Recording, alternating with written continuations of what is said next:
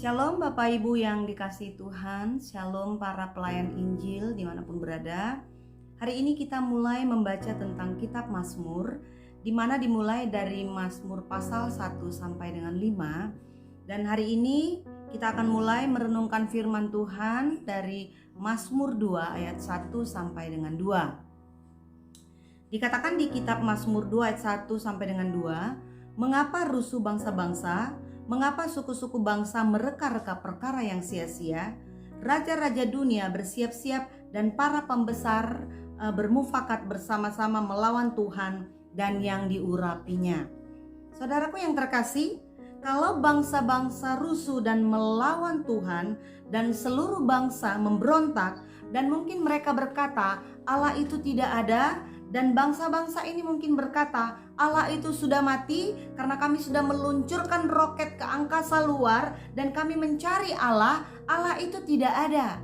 Mungkin mereka berkata begitu, saudara. Saudara, ini semua adalah ungkapan satu bangsa. Ada satu bangsa yang pernah berkata seperti itu, yaitu bangsa Rusia. Saudara, apa yang terjadi? Ketika ada bangsa-bangsa yang rusuh, ada suku-suku bangsa yang mereka-reka perkara yang sia-sia, dan Allah yang bersemayam di sorga itu berbuat apa? Dikatakan di Mazmur 2 ayat 4, Dia yang bersemayam di sorga tertawa, Tuhan mengolok-olok mereka.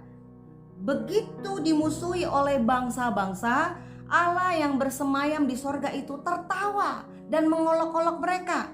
Bahkan Allah berkata di ayat selanjutnya dalam murkanya yang mengejutkan mereka di dalam kehangatan amarahnya, ya, hai kamu bangsa-bangsa yang menolak aku sudah terlanjur melantik seorang raja di Gunung Sion, yaitu Yesus Kristus, dan dia sedang mendirikan kerajaannya.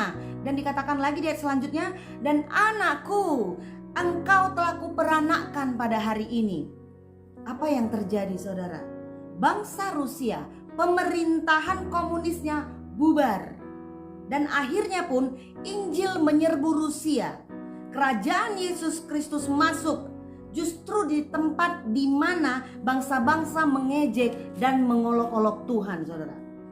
Bapak Ibu yang terkasih, kita tentu semua tahu bahwa di Mazmur pasal 1 ayat 1 sampai 2 yang berkata, berbahagialah orang yang tidak berjalan menurut nasihat orang fasik, yang tidak berdiri di jalan orang-orang berdosa, dan tidak duduk dalam kumpulan pencemooh, tetapi yang kesukaannya ialah Taurat Tuhan, dan yang merenungkan Taurat itu siang dan malam. Bapak Ibu yang terkasih, di sini Daud ngomong apa? Jangan duduk di antara kumpulan pencemooh, jangan dengarkan nasihat orang fasik, jangan duduk-duduk sama orang berdosa. Karena apa?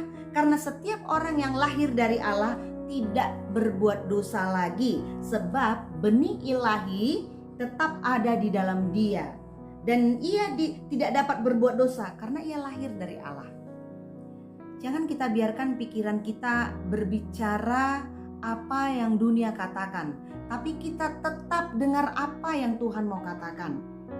Bahwa kita itu siapa? Ciptaan baru, kita adalah pemenang, dan kita terus mau bayar harga untuk mendapatkan semuanya itu. Karena apa? Karena tidak ada pemenang tanpa perjuangan, dan tidak ada juara tanpa pertandingan.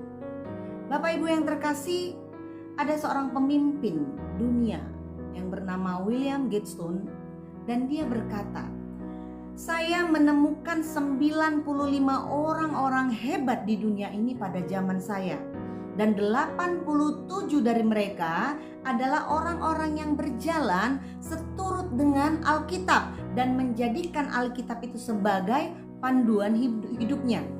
Berarti hampir 95% orang-orang hebat yang ada di dunia ini adalah mereka-mereka yang menjadikan Tuhan sebagai landasan hidup mereka, saudara.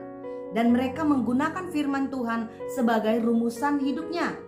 Dan kita tahu Alkitab itu adalah pikirannya Allah, Alkitab itu adalah isi hatinya Tuhan, dan kita terus mau andalkan Tuhan karena tidak ada lagi yang lebih hebat dari Dia, Tuhan kita Yesus Kristus.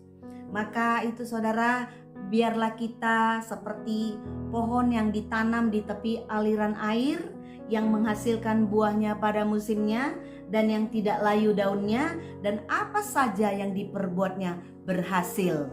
Amin saudara, Tuhan memberkati setiap kita semua.